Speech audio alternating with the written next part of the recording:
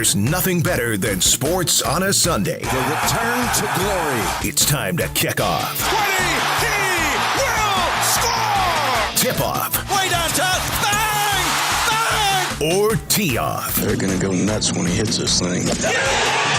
On Sunday Huddle with Colin Russo. Presented by Hard Rock Bet.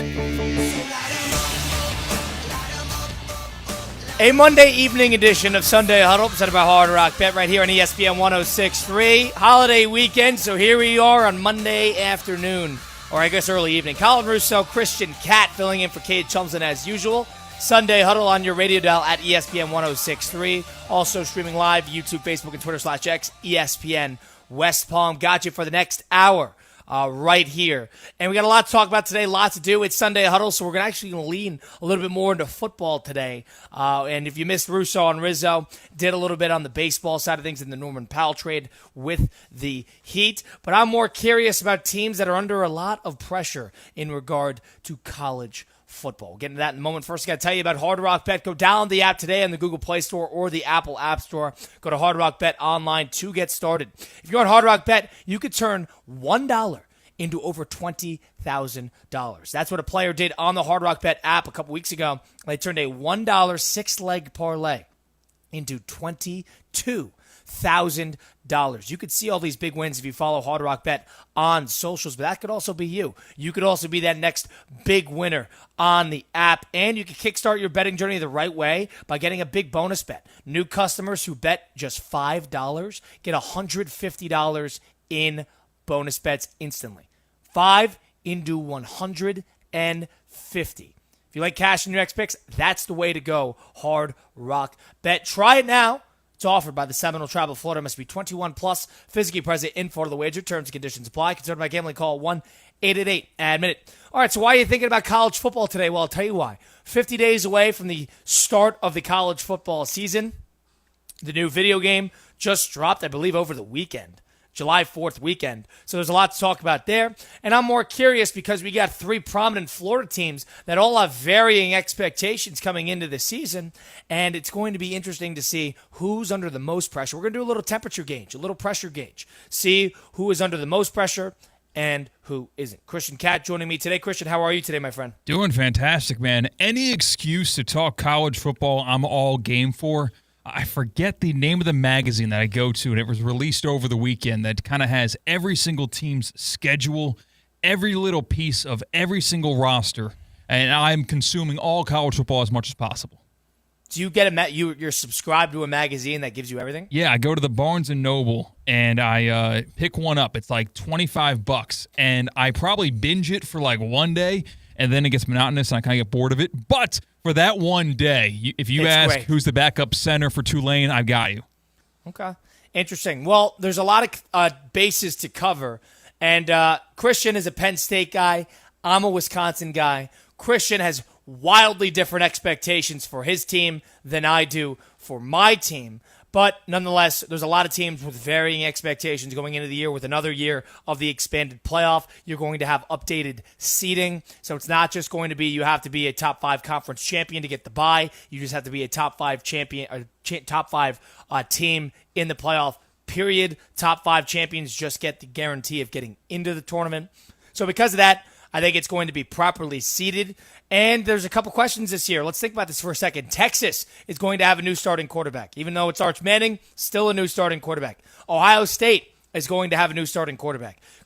University of Georgia going to have a new starting quarterback. Oregon going to have a new starting quarterback. Alabama going to have a new starting quarterback. Notre Dame going to have a new starting quarterback. These are the top. Michigan, another starting quarterback.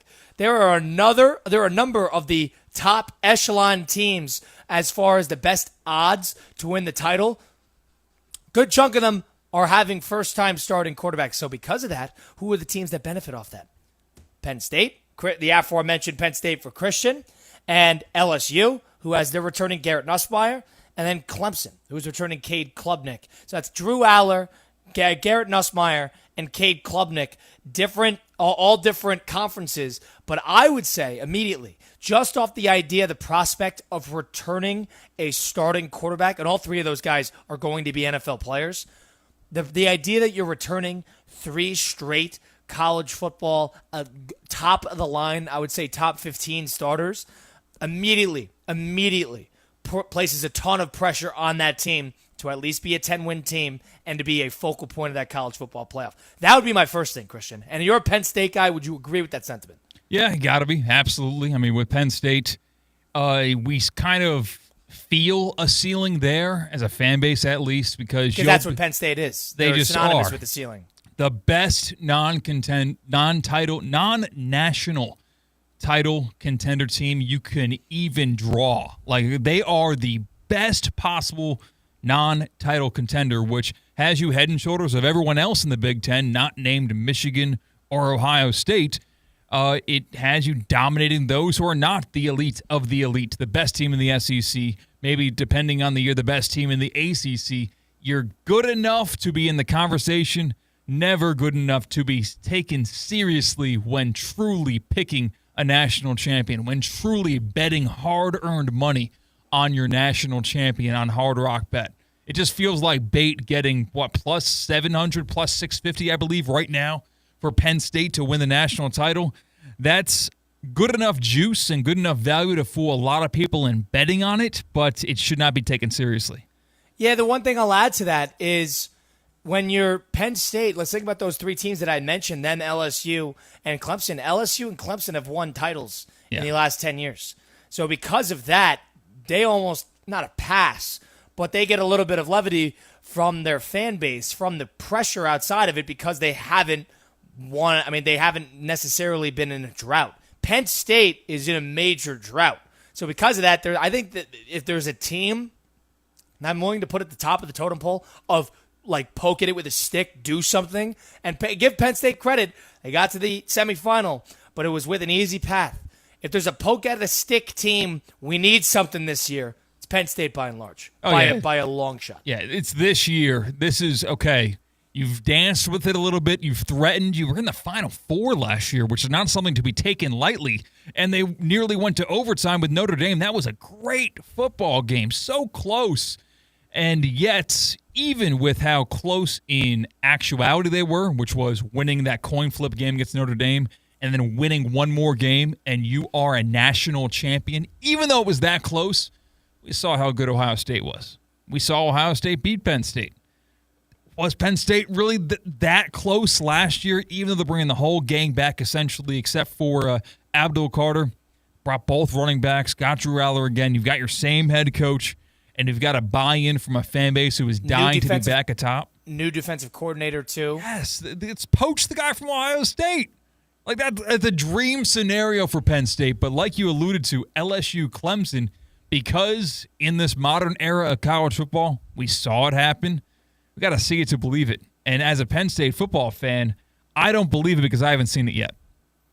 And whether you believe in it or not is one thing.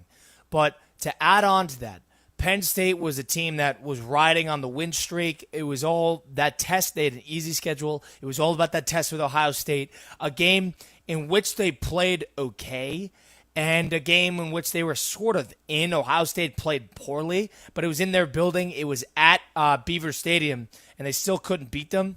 But going into next season, I would say the pressure gauge, 1A, do something, got to be Penn State at the top.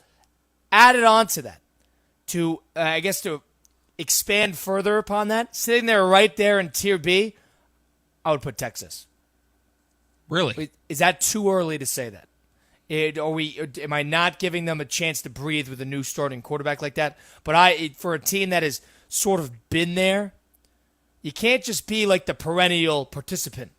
You got to have a year where you break through. A lot of people thought it was going to be last year, but that Arch Manning year, whether it's going to be 1, 2 years, 3 years, whatever it may be, however long he is there, the next 2 years, I would say in terms of pressure, Texas is going to have to do something of big note of because you're giving Sarkisian the keys of the castle and then some, the head coach of Texas, and you got Arch Manning sitting there.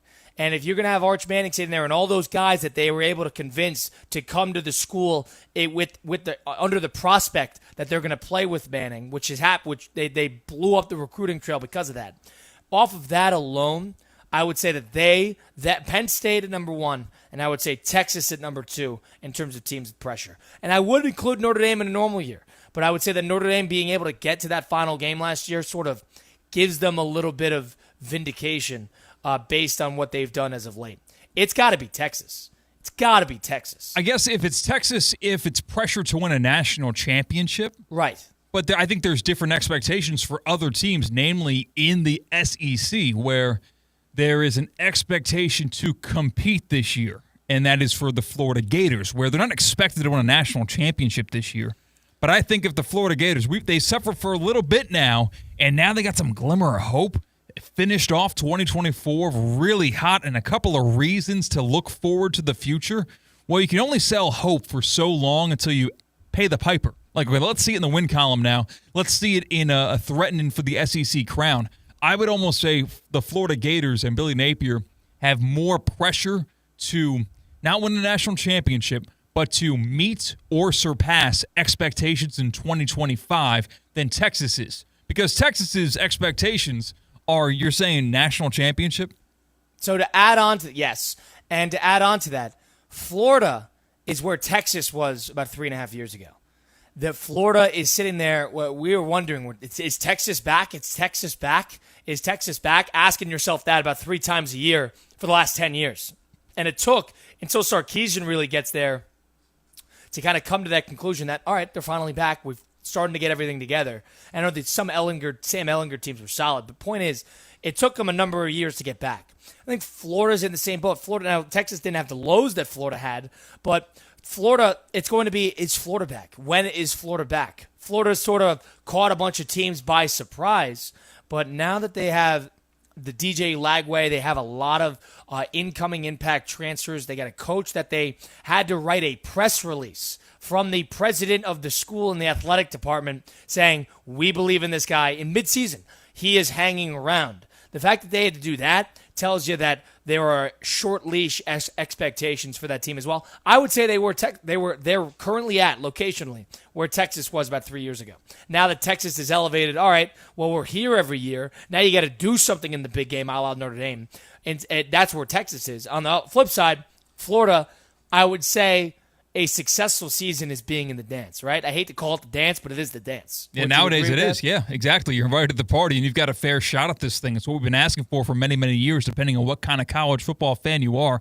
And I almost had to remind myself how Texas finished their season, where they had a real chance, if I'm not mistaken, to tie the game against Ohio State. That's when you had the Sawyer strip fumble return touchdown, where they were right in it. They played Ohio State very well in that game, and it finished off on one crucial, devastating turnover and points the other direction for Texas. So like you said, okay, now you're in the big game. You got to win the big game. I will say the expectations are ramped up because the Sam Ehlinger years, now it was the Quinn Ewers years, we all kind of understood that, and the draft prospects are telling you that.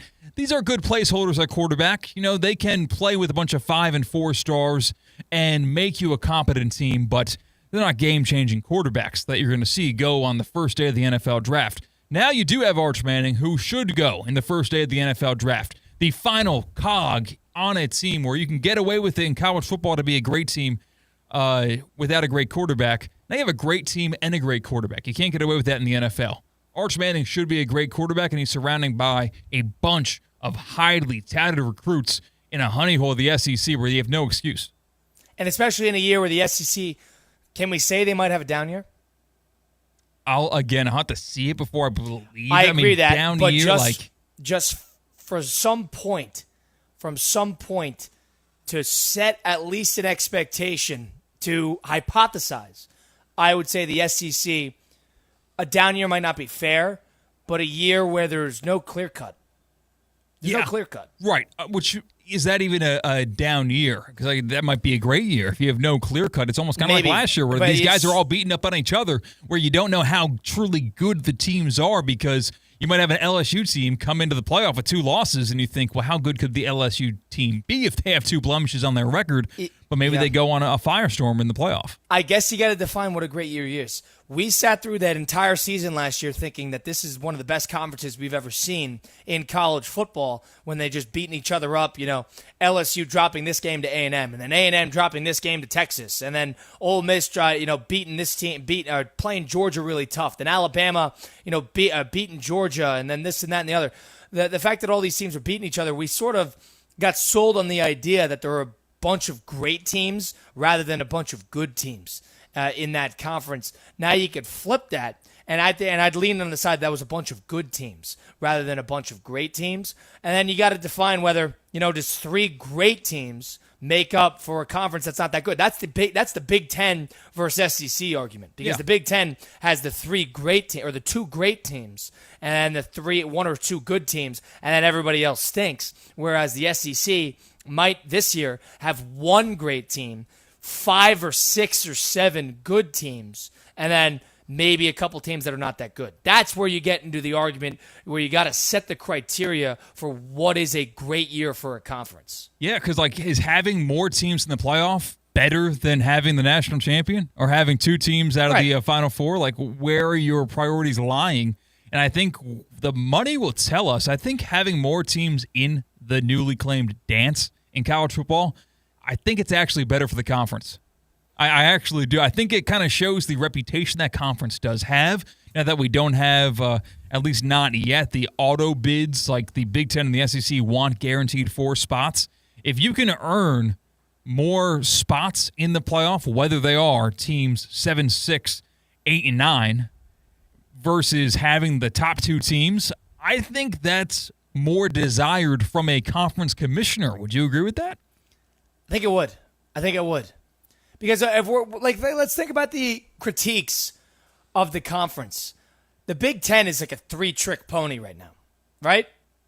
In terms of they have it all, or they have 3 great teams? They got 3 teams. Okay. They got 3 great teams. They got Penn State doing what Penn State does. They got Michigan, who had a bad year last year but is always pretty good. And they got Ohio State. Now, Indiana, we don't know how they're going to progress, but Oregon Nebraska, have those spike years, and they've shown good point. So let's add that. Easy Oregon to forget. I mean, USC might have a spike year too. We're waiting on them to be quote unquote back like Texas. I don't think Oregon is going to be a spike year because Oregon's great every year, or at least they're very good most years.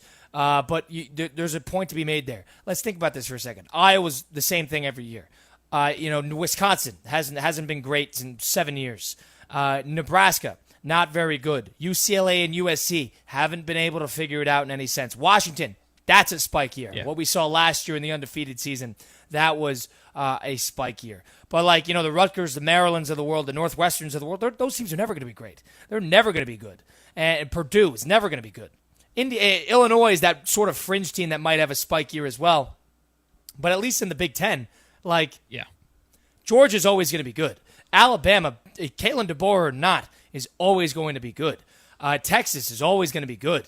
So from that perspective, I would say that there's more guarantees on one side. But in terms of pressure, I would say, to flip it back, I would say there's pressure on each side, at least for top teams in each conference.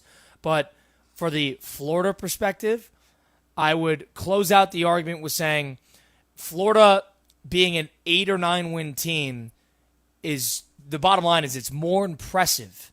There's more of a testament to resume of that in the SEC comparatively to the Big Ten. That's the truth, right?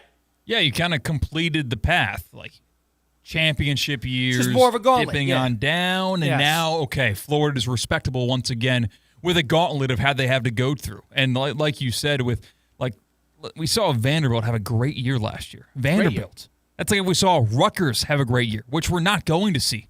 We're not going to see Vanderbilt beat Alabama in the Big Ten. We're not going to see Rutgers beat Ohio State. I'm sorry. I just don't see it happening in 10 years, in 20 years, in 40 years.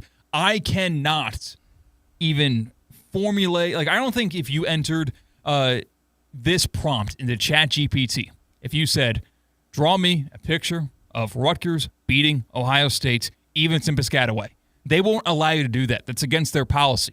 Whereas we saw Vanderbilt beat Bama, and Vanderbilt have a great year last year right before our eyes. You can mention Oklahoma, too. And Oklahoma is a good program, but it's something that is always just trying to catch their footing. I know that was a drop game for Alabama. It's maybe more about Alabama than Oklahoma. But the fact that that's possible tells you that it's just more of a floor. There's more of a floor, a higher floor comparatively to the other conferences. Florida, a lot of pressure this year, at least they need to have a chance to get invited to the dance. They need to be in that Alabama Ole Miss conversation, SMU, towards the end of the year in order for it to be successful. That's the bottom line. And if they get screwed out of the playoff because of resume and this and that and the other, that's something you can't predict. But I would say, sitting on the outside July 7th today, that Florida football team needs to have a chance at a seat at the table in order for it to be successful. You can't necessarily prolong this another couple years because those Florida fans are going to get annoyed. Similar to Penn State. I know Florida's won a couple in the past 20 years, but Penn State, geez, can we see something? It's going to be that stick poke in the dead body moment. We need to see something, and we need to see something soon because Lagway is going to be an NFL player. He's going to be a guy who getting selected early in the first round of the draft, and those guys don't grow on trees. And the fact that Florida has one, and he wants to stay on top of that, and he wanted to stay to play for Billy Napier, their head coach, got to get invited to the dance. Got to get invited to the dance. Yeah, I'm looking at Florida's schedule right now, and they don't have that cupcake at the end of the year. They're not playing Morehead State in November at any point, which is kind of surprising. I thought that was in every SEC schedule, but no. They finished the year from November 1st on, Georgia, at Kentucky, at Ole Miss, versus Tennessee, and then versus Florida State, I guess, is their semi-break. They got the guarantee games with Miami and Florida State, so they lose a bye game in that sense because of those two rivalries. That's where they get burned. So they're going to have Florida State at the end of the year, and who knows if Florida State's going to be any good. But if you're looking at this, not to go too into the schedule, but they got the two bye games with LIU and South Florida. Then their conference schedule, they got LSU on the road to start. They got Florida on the road, who they got killed by last year. And then they got Texas at home. And then you play at Kyle Field the following week. That is not easy. Yeah, we thought last year's schedule was death row for Florida. We were kind of admiring how they navigated it, and Billy Napier came out of 2024 looking good versus what we presumed looking really bad, like a 3-win Florida team, which was unthinkable if you go back 5 years. But this year isn't any easier. Right. And, the middle of the schedule, that's where Florida was, put through hell last year. It's not as bad this year. Mississippi State at home. Then they play the Georgia game. They'll be in Jacksonville. And then they got Florida at Kentucky, which is always a trap game, but still not a terrible game. And then at Ole Miss, Tennessee at home. Two teams that are due for major regression because they lost their starting quarterbacks for different reasons. So because of that, I would say it's not nearly as bad as last year. You don't have Bama anywhere, but it is going to be a do or die is the wrong word, but it's close because a lot of that regime, head coach and all, is reliant on them having a chance at the end of the year to get a bid to the playoff. That's the bottom line. Christian Cat, Colin Russo, Sunday Huddle. Teams with the most pressure. We haven't even brought up the two other teams in Florida, Florida State and Miami. We'll get into that a little bit later. We'll blitz the book a little bit later as well. Make some picks against the spread. It's Sunday Huddle. Taking a time out here on ESPN 106.3. Live from the Anajar and Levine Accident Attorney Studios. Anajar and Levine Accident Attorneys. Call 1-800-747-FREE. This is ESPN 106.3. Hey, you ready for a stress-free move? Choose Safebound Moving and Storage, Florida's #1 movers. With a solid reputation, we set the standard for excellence. Trust us for local, long-distance, commercial, or luxury moves. We offer over 200,000 square feet of secure storage. We handle everything, so you don't have to. Your possessions will be treated like our own, always in perfect condition. Visit SafeboundMoving.com for a free quote. Safe with Safebound. Your move matters. Kaiser University's flagship campus. The 100-acre residential campus at 2600 North Military Trail in West Palm Beach extends Kaiser University's educational offerings to over 100 degrees. Kaiser University also has an athletic program with 26 national championships, including back-to-back back-to-back lacrosse titles, and they just won their first ever national championship for men's tennis. Visit KUCHawks.com for the latest on the championship flagship campus of Kaiser University. Banyan Printing. For 47 years, the trusted partner for all your printing, mailing, and signage needs. And 2025 just brought something big to Banyan. Introducing Banyan's new press. Bigger, faster, and more competitively priced than anything you'll find anywhere in the Palm Beaches. Think variable data postcards, bulk mailings, and high-quality print on stocks up to a 24-point board. Banyan Printing. Visit banyanonline.com and discover how your business's printing materials can get bigger and better. This is ESPN 1063, a Good Karma Brands radio station. Find official rules for all your favorite ESPN West Palm contests by visiting ESPNWestPalmContests.com. That's ESPNWestPalmContests.com. You're listening to ESPN 1063, the ESPN app, and streaming on your smart speaker. What would you do with an extra $700? You can earn up to $700 per year with Boost Checking from Flagler Credit Union. Boost Checking pays 7.0 annual percentage yield on balances up to $10,000. That's up to $700 extra to do what you love. Boost Checking from Flagler Credit Union. Requirements apply to earn the highest dividend rates. Limit one checking account per membership. Dividend rates and annual percentage yield subject to change. Business accounts do not qualify. Insured by NCUA, proud partner of Florida Atlantic University Athletics. There's nothing like when you get that part from eBay and it just fits. Yeah, the first time. So you can do less of this and get right back to more of this. At eBay, you'll find all the parts you need, guaranteed to fit, at prices you'll love. Sounds good, doesn't it? eBay. Things people love. Eligible items only. Exclusions apply. Hey, Joe Fortenbaugh here. Whether you're locking in your home run picks or riding with your favorite golfers this summer, ESPN Bet is your sportsbook for all the action. Go from checking stats on your favorite teams and players to placing bets in just a few taps. Plus, new customers can get $100 in bonus bets when you make your first $10 wager. Download the ESPN Bet app and sign up with the promo code JOEQ to get started today. Must be 21 plus. Gambling problem? Call 1-800-GAMBLER. Terms and conditions apply. See app for details. Offer not available in New York. It's Theo Dorsey, and I'm feeling hot, hot, hot. Temperatures are up, but your water shouldn't be full of mystery floaties. Culligan's got your back with water testing and reverse osmosis systems to keep things clean, cool, and crisp this summer. And get this, you can try it for just $10 a month. Stay cool, stay hydrated, and stop drinking who knows what. Visit Culligan.com today to schedule your free water test. Hey, Culligan man! Calling all sports fans, grab your MVP card and head to Duffy's where you can catch all of the action. Not an MVP? Sign up for free and start earning rewards today. Duffy's is voted the best sports grill year after year with their award-winning burgers and wings. Don't forget about Duffy's famous 2-for-1 drinks all day, every day. And with over 80 TVs in every location, you'll never miss a minute of the game. Visit Duffy'sMVP.com to learn more. Duffy's, our game is always on.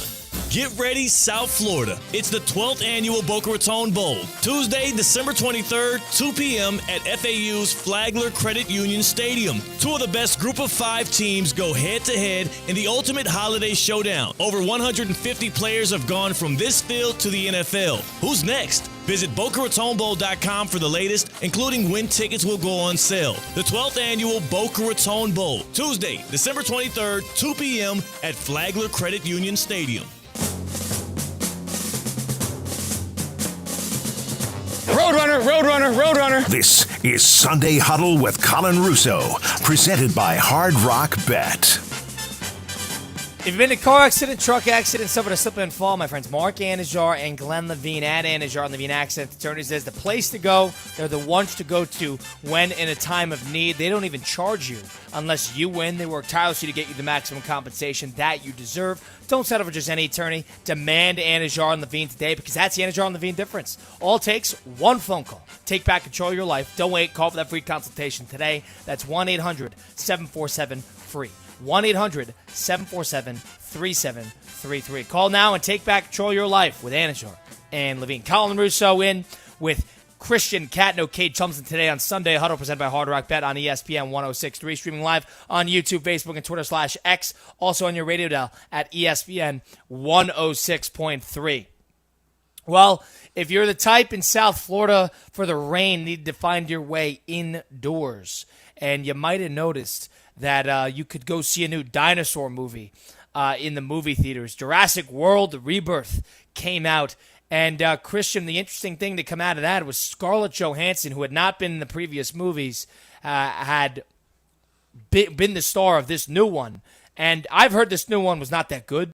And it just really, that's another bulletproof franchise where it's going to make money because I think people just love dinosaurs. Absolutely. And that's it. It's just make a movie about it. People are going to go see it. And you got some interesting stats here in terms of Scarlett Johansson and the amount of money she makes, huh? Yeah, she is the highest-grossing actor of all time worldwide. So that doesn't mean the amount of money she's made from movies. I believe that's still Dwayne Johnson, just from all the big blockbuster action flicks that probably do horribly. Yeah, Good Agent do horribly when it comes to the critics, but it makes a whole lot of money. That's the amount of money the movies that she was starring in did make. So Scarlett Johansson is the highest-grossing actor of all time worldwide now. We got 10 names here. One of them is Scarlett Johansson. Can you name the other 9, Colin? Before we start, what's the number she's at? Let's see. Do you have that there? Don't have it updated since that. I just have the pure fact. Okay. If you give me 45 we'll seconds, check what she actually is in terms of the number, in terms of box office grossing. But if Scarlett Johansson is number 1, if I'm going to deduce this properly, the only reason that Scarlett Johansson, not the only reason, but one of the main reasons that Scarlett Johansson has made so much money, or at least her movies has, is because she's attached herself to the freight train that is called the Marvel Cinematic Universe, and she's been in a bunch of superhero movies. Those movies make a ridiculous amount of money. Do you have a number there? This number is ridiculous. Can I get a guess from you? 8 billion. $14.8 billion global box office. Wow. That was an educated guess, too, because I know how much money these movies make. She's been like 3 or 4 that have made $1 billion. She made $14 billion at the up. Oh, my God. Rounded up to 15. So Scarlett Johansson, number 1. Wow. All right, so Scarlett Johansson's number 1. Her movies have grossed $15 billion. Oh, my God. All right, so I got to go Marvel people here. And now I'm going to start with Robert Downey Jr. Yeah, he's in there. He is at number 3. He's at number 3. Okay, he was in Oppenheimer, too. So that helps him quite a bit because Oppenheimer cracked nearly $1 billion on top of that. All right, he is there. Is Chris Evans there? Chris Evans, he just missed out on the wow, list. He's at number 11. Oh, my God. All right, so, geez, not a good start for me. All right, so Scarlett Johansson's number 1. Robert Downey Jr. is number 3. Is Chris Hemsworth on there? Chris Hemsworth is number 10, right above Chris Oh, God. Evans. I gotta get better at this. Okay. By $200 million, he edges him out at. Oh, my goodness. All right. Oh, let's narrow it down. Another guy who was benefited off the dinosaurs, Chris Pratt. I think he started a trilogy of those movies, so he definitely has a ton of money. Chris Pratt. Is he on the list? He is on the list. He's at number 4, and Chris Pratt is also Guardians of the Galaxy guy. Yes. Got a piece of Moneyball. Yeah, he probably did get a piece. I don't know how much money Moneyball made, but definitely did get a piece of that. All right, yeah, he was in 3 Jurassic Park movies. So if he's in 3 of those, they definitely made a ton of money. So we have number 1, Scarlett Johansson. We have number 4, Chris Pratt. We have number 3, Robert Downey Jr. And we have number 10, Chris Evans. You got to think blockbuster, tentpole, big-time, family and seat. You could also think voice actor, too. Is Sam L. Jackson on this list? Sam L. Jackson was number 1. He's now number 2, just below Scarlett Johansson. Because Sam L. Jackson was a Marvel guy, too. Yes, he's been in 100 movies, too. He's been in everything. So Snakes that's on a Plane. Yes, he was in Goodfellas. He was in Pulp Fiction. Yes, he's been in a ton. All right, Sam L. Jackson's number 3. Do I have the top 5 rounded out? You are missing number 5. Sam L. Jackson is a journeyman when it comes, because they also do the averages of how much the movies they star in. His average is $82 million, while Scarlett Johansson's average is $152 million, and Chris Pratt's average is $206 million. That's so Jackson's just he's old. A volume shooter. Yeah, old fashioned. He's old-fashioned in that regard. He's last of a dying breed. All right, so Samuel Jackson's number 4. I got to think big. Oh, I got a good one. Zoe Saldana was in Avatar. She is on this list. Yeah, she is. Zoe Saldana absolutely is on this list. And if you're going to call Samuel Jackson a volume shooter, we're going to call Zoe Saldana anything but that. She's Tyrese Halliburton. She'll disappear at some points, but when the money's right, Saldana will show up. She's at number 6 on the list. So now we're missing number 5, 7, 8, and 9.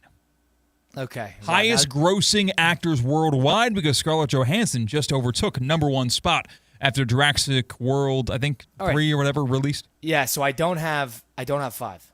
No. Oh my God! All right, I was convinced Saldana had that. She was an Avatar, and those movies have, oh my God, grossed a ton of money. All right, so I'm gonna have to think here strategically. Chris Hemsworth is already taken. I got to think of the main Avengers. You think Jeremy Renner is definitely not on this list. So he didn't have any solo movies. There's no way. He's at 24, Jeremy Renner. 24. He's only in 19 movies, so good for him. He got in that snowmobile accident or a snowplow accident. He has not been in a ton of movies. And 28 Weeks Later, I don't know. Yeah. All right, so I got to think Avengers here. I got to think those big-time Avengers people. All right, so let me think out loud. Paul Rudd, is he on this list? Paul Rudd is not on this list. Paul Rudd, I'm scrolling a bunch, and I can't really find Paul Rudd. Wow, okay. Maybe he's at 67. I oversold Paul Rudd. Jeez, my bad, Paul. I thought you were big time. I Love You Man didn't gross that much. Yeah, right. And, wow, he was in Ant-Man. I guess Ant-Man was a stupid guess. All right, let's think. Tom Cruise is on this list. Tom Cruise is on this list. He's at number 7. Okay. Perfect. So Tom Cruise, who is number 5? So Tom Cruise is on this list. Is Mark Ruffalo on this list? Mark Ruffalo is at number 19 on this list. He is not in the top 10. Mark Ruffalo didn't even go. Oh, got it. Spider-Man himself. Tom Holland is on this list. Well, he's better than Mark Ruffalo. He's 18 on this list. He's just above Mark Ruffalo. He's been in like 5 movies that have grossed $1 billion. I'm so shocked he is not on that. Okay. So that was a big shot. I needed that one. All right, so no Tom Holland, no Mark Ruffalo. Chris Hemsworth, no Chris Evans is a shocker as well. Sam L. Jackson, I got to think side characters at this point. Any of the Guardians are there. Zoe Saldana, Dave Bautista's definitely not. Vin Diesel was in Fast and Furious. Vin Diesel was in Guardians of the Galaxy and Avengers movies. Vin Diesel is totally on this list. Go ahead. And number 13, he's on this list. He's not in the top 10. Didn't make that domestic box office list. No Vin Diesel? Oh, God. That's a burn. Oh, my goodness. He was in Fast and Furious. Those movies make like $500 billion in China. Unbelievable. All right, so no Vin Diesel.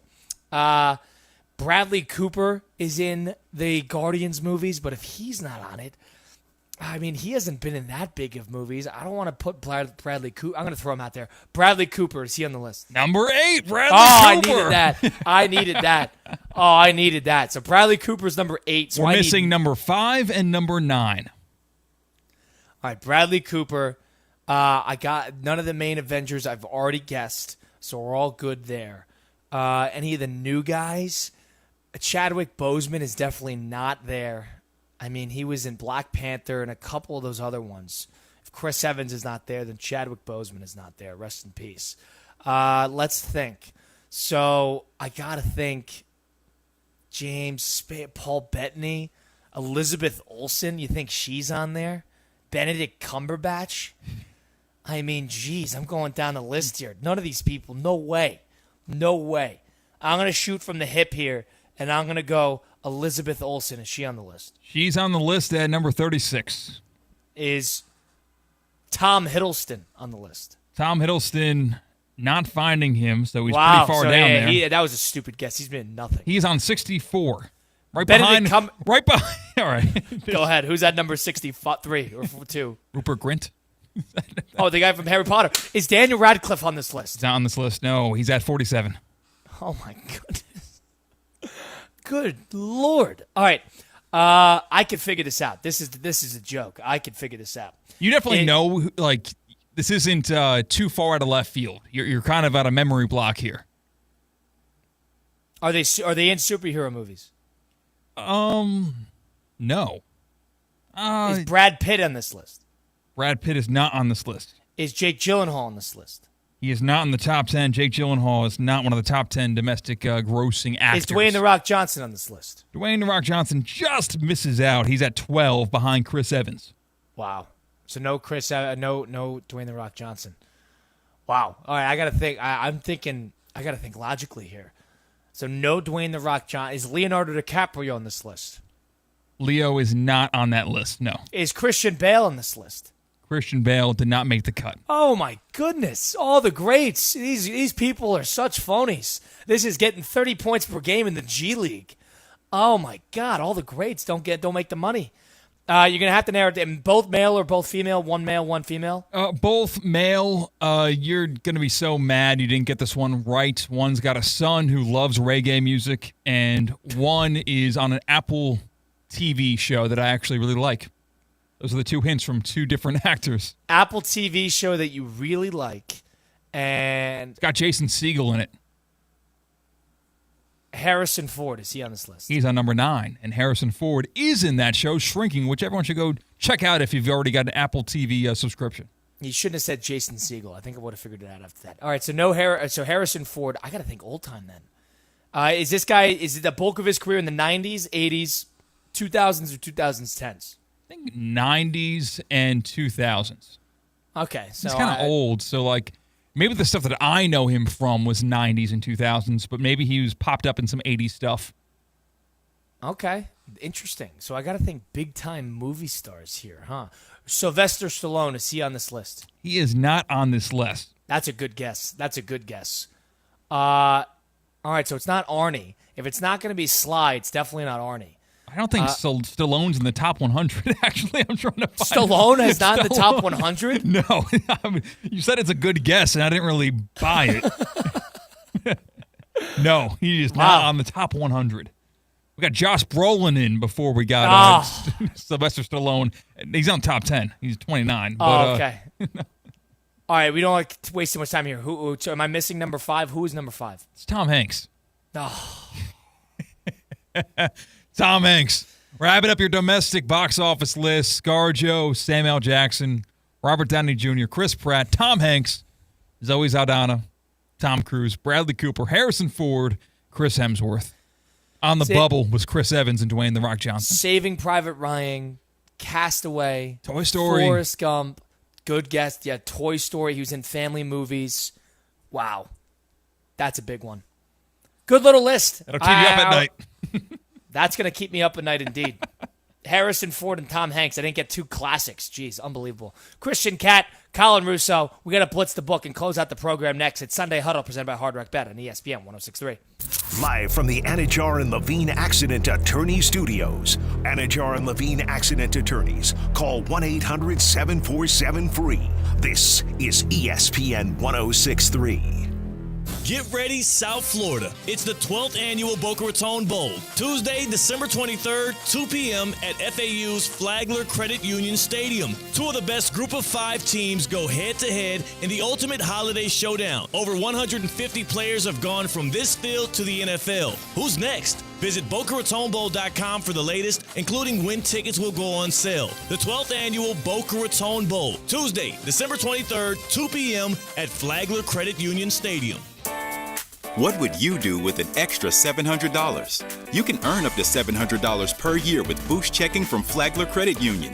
Boost Checking pays 7.0 annual percentage yield on balances up to $10,000. That's up to $700 extra to do what you love. Boost Checking from Flagler Credit Union. Requirements apply to earn the highest dividend rates. Limit 1 checking account per membership. Dividend rates and annual percentage yield subject to change. Business accounts do not qualify. Insured by NCUA, proud partner of Florida Atlantic University Athletics.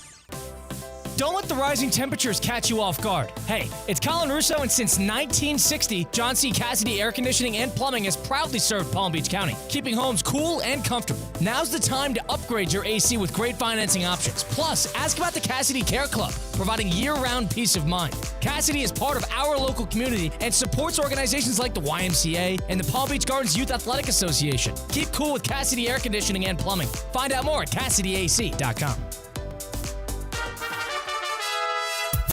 Calling all sports fans, grab your MVP card and head to Duffy's where you can catch all of the action. Not an MVP? Sign up for free and start earning rewards today. Duffy's is voted the best sports grill year after year with their award-winning burgers and wings. Don't forget about Duffy's famous 2-for-1 drinks all day, every day. And with over 80 TVs in every location, you'll never miss a minute of the game. Visit Duffy'sMVP.com to learn more. Duffy's, our game is always on. The Club at Lost Lake, a championship Fazio design golf course in Hope Sound. Golf and social memberships are now available with no waiting list and immediate access. The course and club will see over $10 million in capital improvements and is one of the best private club values in the area. Experience the beauty and challenge of this renowned course for yourself. Enjoy year-round access to exclusive amenities and events. Elevate your game, elevate your experience. Discover the Club at Lost Lake. Visit clublostlake.com to schedule a visit today.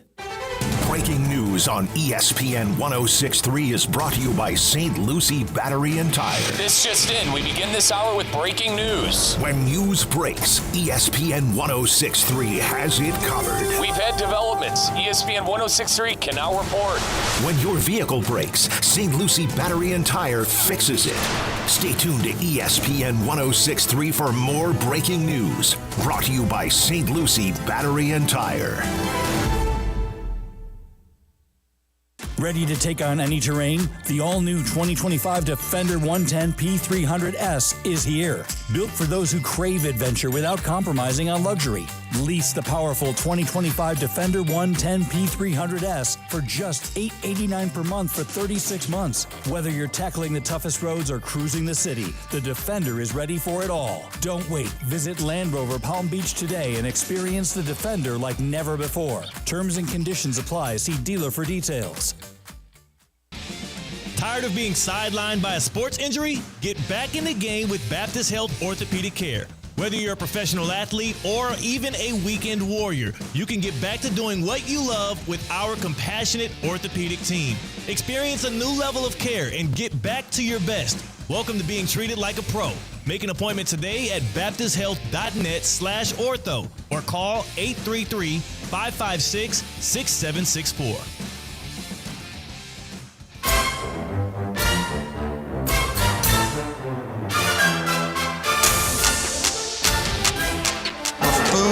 Topper, 19 Uber, Jailbreak, Ralph Chowder. This is Sunday Huddle with Colin Russo, presented by Hard Rock Bet. Those play calls got me jazzed up for football season and more importantly, jazzed up for bowl season. The 2025 Boca Raton Bowl is kicking off its 12th season Tuesday, December 23rd at 2 p.m. at FAU Stadium. The game's going to air on ESPN. It's going to have two of the biggest and best teams from the Group of Five that are going to battle it out for their chance at the title. More information can be found at BocaRatonBowl.com. Follow along on Twitter at Boca Bowl and Facebook.com/Boca Bowl for more updates. The 2025 Boca Raton Bowl, Tuesday, December 23rd at FAU Stadium. Christian Cat, Colin Russo. It is Sunday Huddle presented by Hard Rock Bet on ESPN 106.3. On your radio dial at ESPN 106.3. Also streaming live on YouTube, Facebook, and Twitter/X at ESPN West Palm. It's time for us to make a couple picks against the spread and a couple futures, I think, as we enter in to a little Blitz the Book action presented by Hard Rock Bet.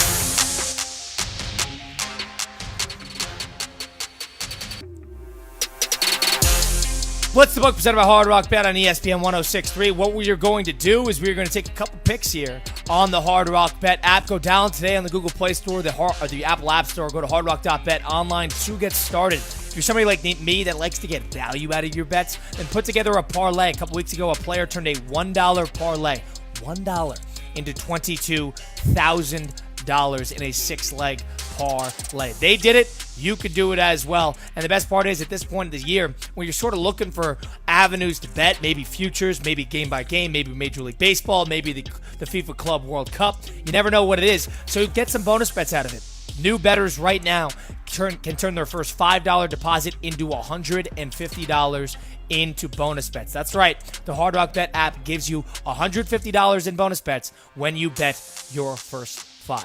Start it now. That's a deal of a lifetime.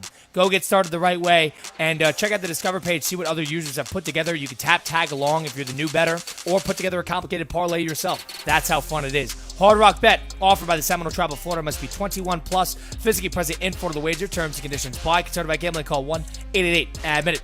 All right, Christian, so let's start with the actual college football side of things, because I want to see to win the championship. I think that's a good one to touch on, because we were talking about the pressure of teams and what do the Hard Rock Bet have in terms of good odds or bad odds. We've got co-favorites atop at plus 425. It's Texas and it's Ohio State.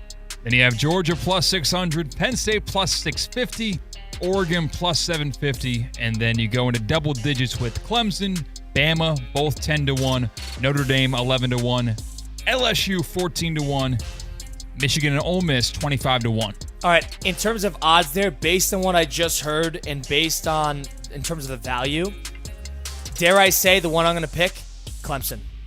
10-1 Clemson.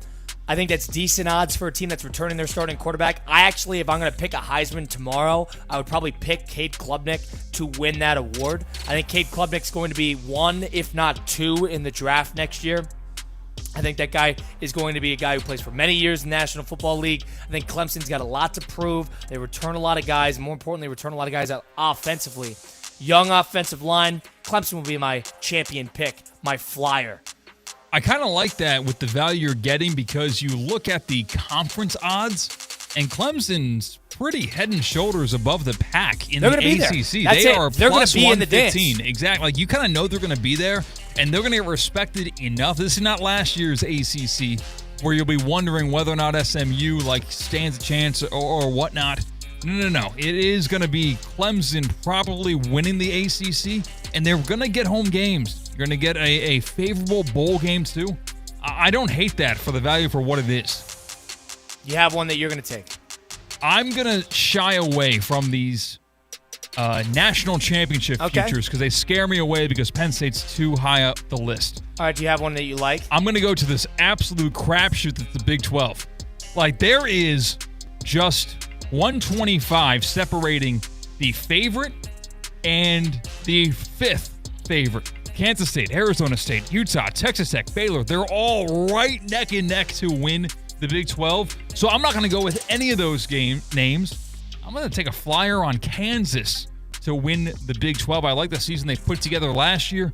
Kansas is 15-1 to win the Big 12. When you're in a crapshoot of a conference, go with someone off the reservation who even the odds makers aren't giving a great fair shake to win the conference. I like Kansas. All right, not bad. Let's move on to the MLB side of things. Do you have an MLB pick that you like for today? I'm going to follow along what I took for Let's Go Streaking and Russo and Rizzo. I'm going to take the Texas Rangers to go and win today with DeGrom on the mound. What do you got against the Angels? Yamamoto on the bump today for the Dodgers on the road in Milwaukee. And because of that, thinking about it, am I going to pull the trigger? It's a 7:40 first pitch. Give me the Brewers. I like Milwaukee plus 115 at home against the Dodgers. That's would be my one Major League Baseball pick today. All right, Christian, I'm going to, for our last pick for Blitz the Book, I'm going to have you exit out of your wheelhouse and take a game or match from Wimbledon. I have one in mind. I'm going to start this out. And now I'm a little nervous with Yannick Sinner, who actually was just announced he's getting an MRI on his elbow. I think he'll play, but he's got Ben Shelton coming up and then Novak. I'm going to take Novak to win against Kaboli in 2 days. Christian, your pick. I'm going to go grand scheme of things here. Make no mistake, I'm not watching every match. I'm not watching any match. I am going to be refreshing my phone and get that push notification when the champion is crowned in the men's singles. And I'm going to go with my GOAT, my greatest of all time. He knocks out Nadal, or like in his career. Like he beats up on Nadal, beats up on Federer. I'm going to take Novak Djokovic Get his 25th. The men's singles. Yeah, plus 400. Feels like good value to me. Good bet. Good bet. Christian Cat, Colin Russo. This has been Sunday Huddle saying so long. We'll be back at it next week, of course. Hope everybody has a wonderful rest of their Monday. We'll be back at it tomorrow with Russo and Rizzo and theoretically speaking on local programming. So long. Have a fantastic rest of your Monday right here on ESPN 106.3.